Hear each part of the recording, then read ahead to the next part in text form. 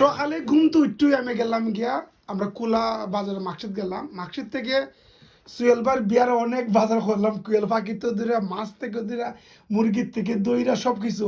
এখন আওয়ার সময় আমার কার্পেটটা, বাসার কার্পেট নষ্ট হয়ে গেছে, চিন্তা করলাম একটা কার্পেট লইয়া।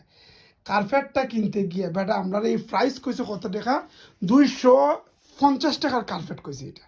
তারপর বেটার তো ফুসকা বেছে, এখন দেখা যায় বইতে বইতে দেখা যাচ্ছে আসলে মহিলা মানুষের যদি ডিসকাউন্ট এটা বোঝা গেছে। এখন দেখি আমার বান্ধবীর দোকান এটা, তাইরে একটা কাপ কফি খাওয়াইলাম, দু সাইড মিঠা মিঠা গল্প করলাম, তাইরে ফসলাইয়া গুসলাইয়া 180 টাকা, 180 টাকা কইছিল বেটা আমার লাস্ট।